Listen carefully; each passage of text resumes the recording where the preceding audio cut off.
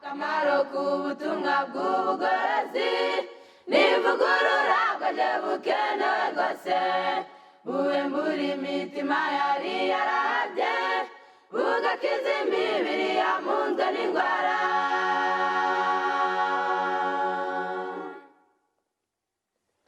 Akamaro k'ubutumwa bw'ubugorozi n'ivugurura bwaje bukenewe rwose ivugurura iyo rigeze mu mutima riga ibyaha byari byibasiye umuntu ubwo imibereho igahinduka misha hashingwa umushinga wo kunezeza abandi.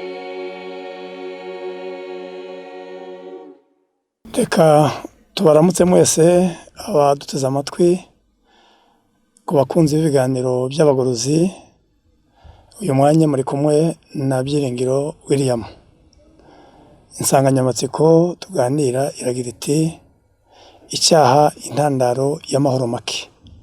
Reka dusenge. Urakoze mubyeyi wacu dukunda cyane uri mu ijuru, turagushimiye kuko wabanye n'ubugingo bwacu ukabutugejeje uyu mwanya. Izina ryawe ryera rihabwe icyubahiro. Tugushimiye ko watugize isago muri benshi, tugiye kuganira ijambo ryawe n'abo waremye, duhe ubwenge buzima mukabera tumurikire, ijambo ryawe ritugirire umumaro, rihindure imico yacu ritugeze ku rugero ushaka, kandi abe ari wowe utwigisha natwe duhe guca bugufi imbere yawe twumve ijwi ryawe, tugusabye mu izina rya Yesu. Turaganira ijambo ritubwiye ngo icyaha intandaro y'amahoro make. Abantu benshi ku isi iyo bashakisha amahoro bakayabura, bashaka igisubizo bakakibura, bakibaza impamvu bikabayobera. Turashaka rero ko tureba neza intandaro y'ayo mahoro make. Ese kuki mu miryango nta mahoro ahari? Ese kuki ku isi muri rusange nta mahoro ahari? Ese mu mirimo abantu bose bakora ko itabahesha amahoro? Ese abakire n'abakene bose ko bahurije hamwe mu maganya no kubura amahoro? Byaba bitewe n'iyo mpamvu. Reka rero tugerageze kureba neza intandaro y'ayo mahoro make. Kuko dusoma mu ijambo ry'Imana, umuntu akimara gucumura atandukanye n'Imana, uhereye uwo munsi ibyiza byose yifuzaga byose yarabibuze. Umuntu yakoze icyaha yibwira ko aribwo ari bubone amahoro, ariko umunsi yanyuranije n'Imana akica amategeko yayo, amahoro yarayabuze atandukanye yose. Umuntu asigara ari mu bubata bw'ikibi ku buryo umunezero wose yifuzaga ntawe yigeze abona. Byaranahanuwe mu ijambo ry'Imana ko abantu bazashaka amahoro ariko ntibayabone. Ubwo mu isi ya none amanama ashaka amahoro yarayashatse arayabura. Wakwibaza ngo kubera iki bayabuze? Ni ijambo Imana yavuze ikirema umuntu. Iramubwira ngo ku biti byose byo muri iyi ngobyi mu itangiriro ngo wemerewe kubirya uko ushaka. Itangiriro igice cya 2 umurongo wa 15. Ariko igiti kimwe cyo muri iyi ngobyi ntuzakiryeho, kuko umunsi wakiriyeho no gupfa uzapfa. Ubwo intego n'umugambi w'Imana yarigambiriye ko abantu niba bashaka amahoro n'umutekano n'umunezero bagombye kubibonera mu kumvira Imana. Banyuranije n'Imana rero amahoro uhereye uwo munsi yarabuze. Haba mu mpagarike yabo yarabuze, mu buzima busanzwe ntayo bigeze babona, n'ibiremwa byose byo ku isi nabyo byabuze amahoro bitewe nuko umuntu yanyuranije n'Imana akica amategeko y'Imana. Nk'uko tubisoma mu gitabo cya Yohana, turagerageza kuganira turebe neza ese icyaha ni iki. Kuki bavuze ngo nicyo ntandaro y'amahoro make? Icyaha ni iki? Muri Yohana igice cyaho cya 3 umurongo wa 4 haratubwira ngo umuntu wese ukora icyaha abagomye kandi icyaha nibwo bugome. Umuntu ukora icyaha abagomye kandi icyaha nibwo bugome. Cyangwa se umuntu ukora icyaha abayisha amategeko, kuko icyaha ari ukwica amategeko. Ubwo bivuze ngo iyo umuntu yisha amategeko y'Imana nibwo aba yinjiye mu cyaha, noneho uhereye uwo munsi amahoro make agatangira. Muri Yesaya igice cya 24 umurongo wa 5 haratubwira ngo kandi si humanijwe n'abaturage bayo, kuko bacumiye amategeko bagahindura ibyategetswe bakica isezerano ridakuka. Nicyo gituma umuvumo utsembeye isi n'abayirimo bagasigwa n'urubanza.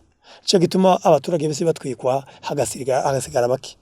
Ibyo tubona ku isi biratwereka ko icyaha cyazanye amahoro make ku isi, cyazanye umutekano muke. Bitewe no kunyuranya n'Imana nta mahoro abamo, nta munezero wahabonera. Icyaha cyazanye indwara, icyaha kizana ubukene, icyaha kizana intambara, icyaha kizana ubuhunzi, icyaha kizana indwara zitandukanye. Ibyo bitumye mu isi yose abantu bose izo ngaruka z'icyaha zibageraho, kuko bose bakoze ibyaha ntibashikire ubwiza bw'Imana.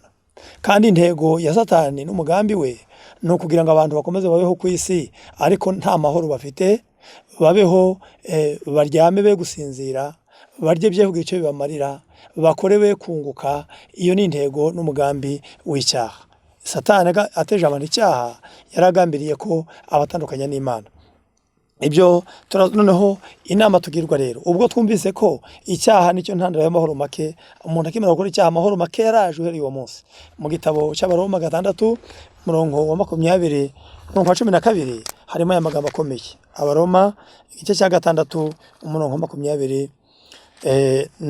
umurongo wa 12.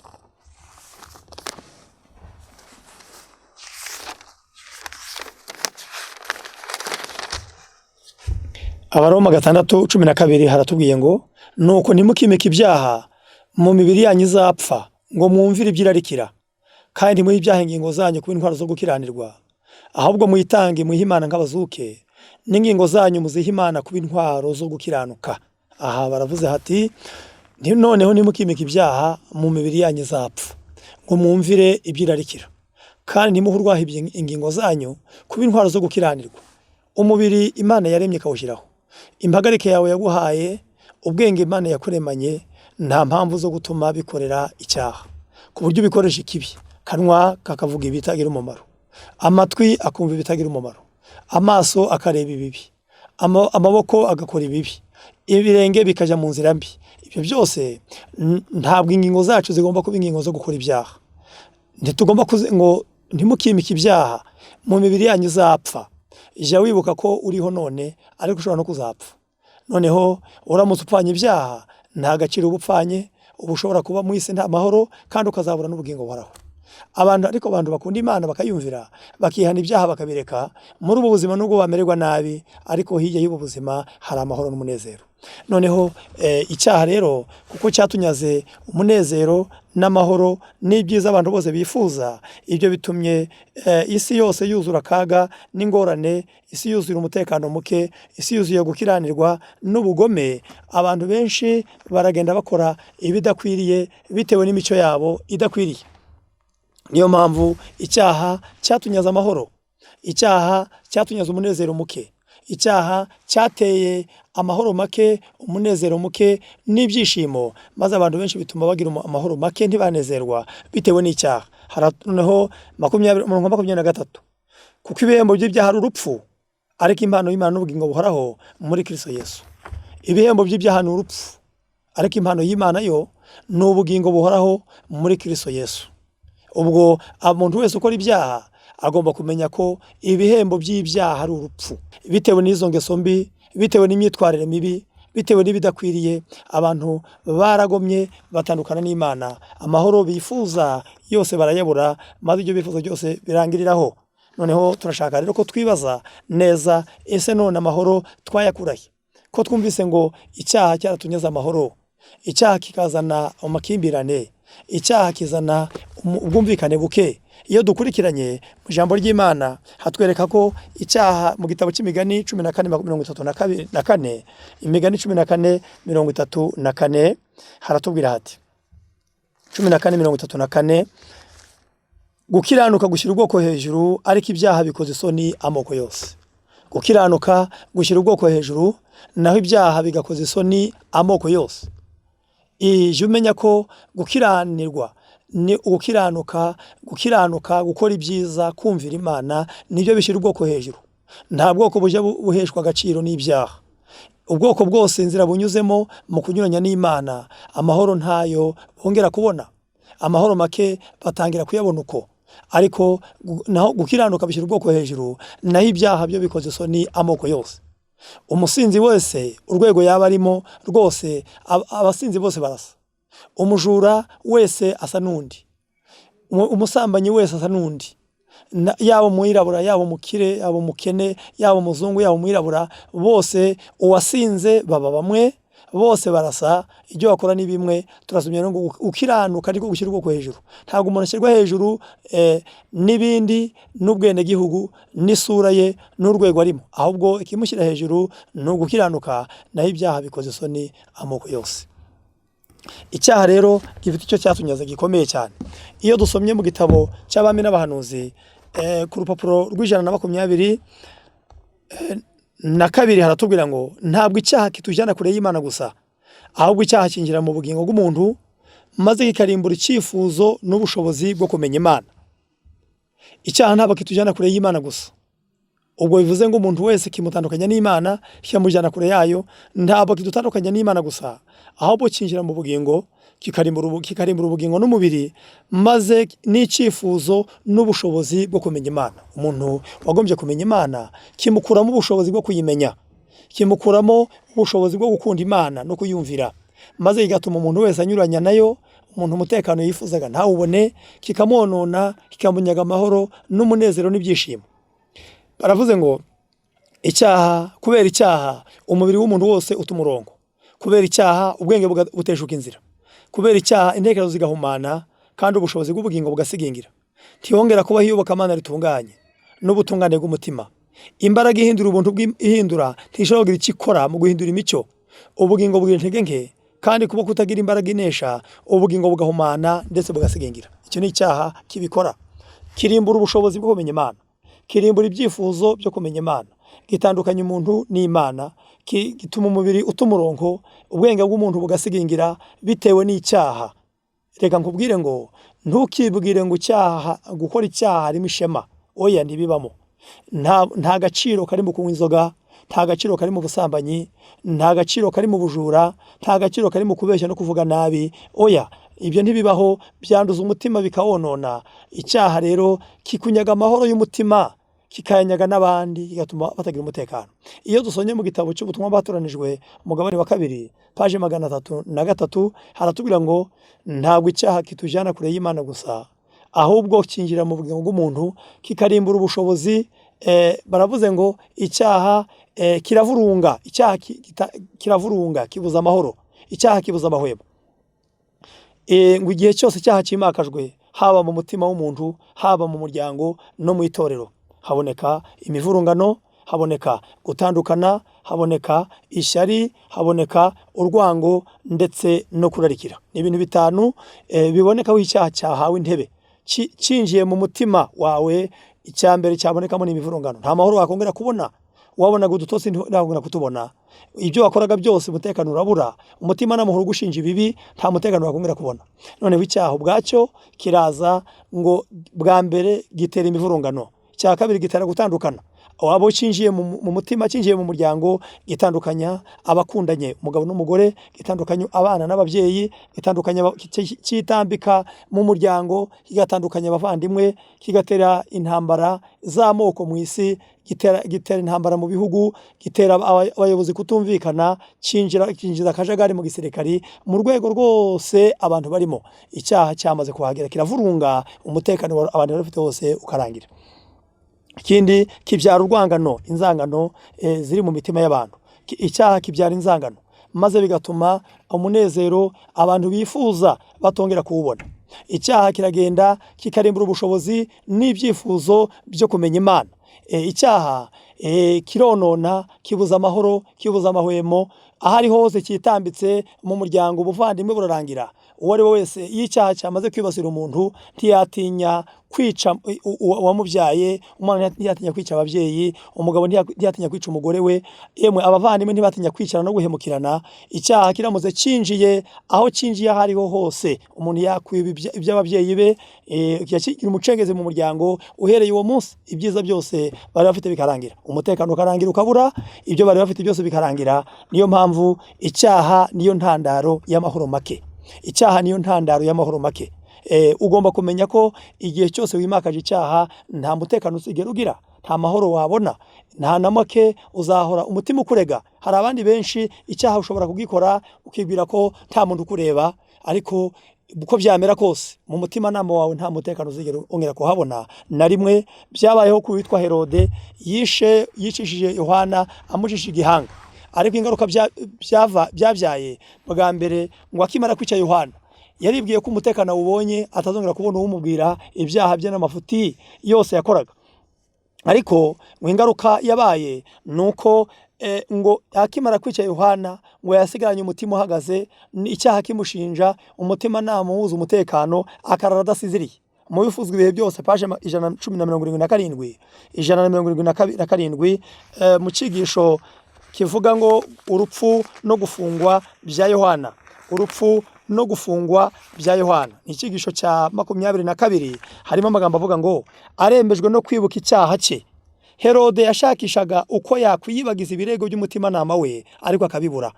Icyizere yari yaragiriye Yohana cyamuhoraga imbere, nta karuhuko yigeze agira kubera guhora yibuka imibereho ya Yohana yo kwiyanga.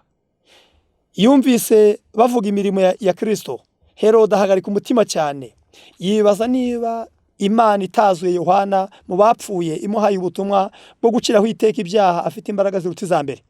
Yahoranaga ubwoba bwinshi, yibwira ko Yohana azahorera urupfu rwe.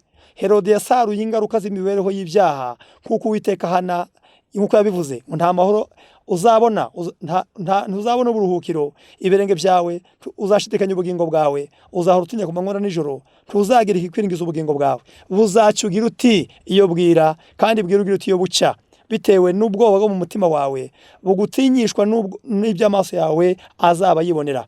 Umunyabyaha aregwa n'ibitekerezo bye bwite, nta buribwe bubabaza kurusha inkubiri y'umutima nama wacumuye idatuza ku manywa na nijoro. Nta nkubiri, nta kintu kibuza amahoro, nta kintu kibabaza nk'inkubiri y'umutima nama ihora buri munsi kurega amanywa na nijoro, ikubuza umutekano n'icyizere. Iyo nkubiri y'umutima nama nicyo kintu gikomeye kuruta ibindi. Reka nkubwire ngo ntugashakire amahoro mu cyaha, icyaha nta mahoro gitera, icyaha nta cyubahiro kiri mu gukora ibyaha. Dore ko abantu benshi iyo bahuriye hamwe mu birori banywa, barya, banywa inzoga n'ibindi, baribwira ngo ni ishema, ariko nta shema riri mu gukora iby'Imana yabujanije, kuko amaherezo bizabuza umuntu wese umutekano. Cyaha wakibana mu mutima ukagihisha abandi, uwo mubara ntakimenye, ariko amaherezo kiba kizakubuza ubugingo buhoraho. Icyaha icya mbere kibuza amahoro, icya kabiri cyica ubwenge, icya gatatu gitera indwara, icya kane icyaha kigwa nabi, icyaha kikunyaga ubwiza wari ufite. Cyica ubwenge, kibuza amahoro, gitera indwara, gitera abantu kurya nabi bagasarura umusaruro w'indwara, gitera abantu ingeso mbi zikabazarira guhagarika umutima, amaraso akandura, bakazabura umutekano, bakazasarura mu indwara ziremereye, ariko bitewe n'icyaha. Urwangano mu mutima ruje rwangiriza impagarike yawe n'intekerezo, maze bukagabanya kurama, iminsi wari ufite ku isi ikagabanuka. Rero ntugakunde icyaha, nicyo ntandaro y'amahoro make. Reka nkubwire ngo biragukwiriye ko uwanga icyaha ukakizinukwa. Umuti wacyo numwe, ni ubutumwa bwiza. Yesu Kristo niwe ubutumwa bwiza, yazanywe mu isi no kumaraho imirimo ya Satani. Mu gitabo cy'urwambere rwa Yohana igice ni cya 2 ku murongo wa mbere ngo bana bato mbandika ibyo ngo mudakora icyaha. Icyakora ntihagira umuntu ukora icyaha, dufite umurengezi kuri data wa twese, niwe Yesu Kristo ukiranuka. Uwo niwe mpongano y'ibyaha byacu, nyamara si ibyaha byacu gusa, ahubwo ni iby'abari mu isi bose. Nshuti muvandimwe, reka nkubwire ngo kuri Yesu yaje kumaraho imirimo ya Satani. Mu rwambere rwa Yohana 3 igice cya 3 umurongo wa 6 haratubwira ngo umuntu wese ukora ibyaha ntiyamubonye kandi ntiyamumenye. Icyo umwana w'Imana yerekaniwe ni iki? No kugira ngo amareho imirimo ya Satani. Ibyaha byawe ugomba kubyihana, ugomba guhinduka, ukabyatura, nibyo bizaguhesha amahoro. Ni Zaburi igice cya 32 umurongo wa 5 aravuga ati nakwemereye ibyaha byanjye, sinatwikiriye gukiranirwa kwanjye, naravuze nti ndaturira Uwiteka ibicumuro byanjye, nawe unkureho urubanza rw'ibyaha byanjye. Kugira ngo urubanza rw'ibyaha rushire, ni uko ugomba kwemera kubyatura, ukemera kubyihana, maze ukabireka, nibwo wagira amahoro. Icyaha ni ukwica amategeko y'Imana, kuyumvira nibyo bihesha amahoro. Muri Zaburi 119 umurongo wa 165 ngo abakunda amategeko yabagira amahoro menshi, nta kigusha bafite. Noneho reka nkubwire inama ngo kumvira Imana, kwemera kuyiyoboka, kuyizera no kuyikunda nibyo bitanga amahoro. Muri Yobu 22 umurongo wa 21 haratubwira ngo noneho iyuzuze nayo maze ubona amahoro. Ubwo nibi byiza bizakuzaho. Iyuzuze n'Imana maze ubona amahoro. Watandukanye n'Imana bitewe n'icyaha, bitewe no gukora ibidakwiriye, noneho iyizuze nayo nibwo uzabona amahoro. Yesu namara kwinjira mu mutima azaguha amahoro mu mutima, nawe uyahesha abandi. Ntabwo uzabangamira abandi, tuzigira kijyana mu rugo rwawe, abo mutonye tuzababangamira, uzabana n'abandi neza, uzabakorera ibyiza kuko nawe ushaka amahoro. Mu gitabo cya Yakobo igice cya 3 haravuze ngo imbuto zo gukiranuka, murongo wa 18, imbuto zo gukiranuka ziheshwa amahoro n'abahesha abandi amahoro. Umuntu wese ushaka amahoro agomba kuyashaka. Mu gitabo cya Zaburi igice cya 34, kugira ngo dusoze igice cya 34 harimo amagambo akomeye atubwira ati 34 Zaburi ku murongo wa 14 haravuze hati 34:14, ngaho ninde ushaka ubugingo agakunda kurama kugira ngo azabone ibyiza, uje ubuza ururimi rwawe rutavuga ikibi n'iminwa itavuga icy'uburiganya, va mu byaha uje ukora ibyiza, ushaka amahoro uyakurikire kugira ngo uyashikire. Ninde ushaka ubugingo agakunda kurama kugira ngo azabone ibyiza, uje ubuza ururimi rwawe ngo rutavuga ikibi n'iminwa yawe itavuga icy'uburiganya, va mu byaha uje ukora ibyiza, ushaka amahoro uyakurikire kugira ngo uyashikire. Burya hakenewe amahoro, ariko ayo mahoro ni wowe ugomba kuyashaka, kandi uyashakira mu kureka ibibi n'ingeso mbi. Ururimi rwawe ni rwo rwa mbere rukunyaga amahoro. Bwa mbere icyaha cyose aho Satani yakwigobeka mu mico yawe yakubuza amahoro, akakuvurunga, umutekano ukarangira. Ngaho iyizuze nayo nibwo uzabona amahoro, ubwo nibwo ibyiza bizakuzaho. Ndakwinginze wemera amategeko ava mu kanwa k'Imana, n'amagambo yayo uyashyire mu mutima wawe. Nugarukira ishobora byose, gukiranirwa ukagushyira kure y'urugo rwawe, ubwo nibwo uzakomera. Noneho amahoro nta handi ni mu kumvira Imana. Muri Zaburi muri Yesaya 26 umurongo wa 3 haratubwira hati, kuko ugushikamishije umutima uzamurinda aba amahoro masa kuko akwiringiye. Ugushikamishije umutima uzamurinda aba amahoro masa kuko akwiringiye. Reka tukwifurize nawe kuzinuka icyaha, tukwifurize gushaka amahoro, tukwifurize gushaka umutekano, tukwifurize kumvira amategeko y'Imana, ngo ureke ibyaha urimo uhindukirire Imana, uyemere uyiyoboke. Nibwo uzagira amahoro, nibwo uzamererwa neza, nibwo uzatunganirwa muri ubu buzima, ukabaho nta ubangamiye, ukabaho nta bibazo ufite, kandi ukazabona n'ubugingo buhoraho. Reka buri wese Imana imushoboze kumvira no kugendera mu nzira zayo, ngo dushobore kumvira Imana no kuyiyoboka nk'uko bikwiriye. Izaduha amaherezo meza, tubisabirane twese ngo Imana ibidushoboze mu izina rya Yesu. Akamaro k'ubutumwa bw'ubugorozi n'ivugurura bwaje bukenewe rwose, buwembura imitima yari yarabye, bugakiza imibiri yamunzwe n'indwara.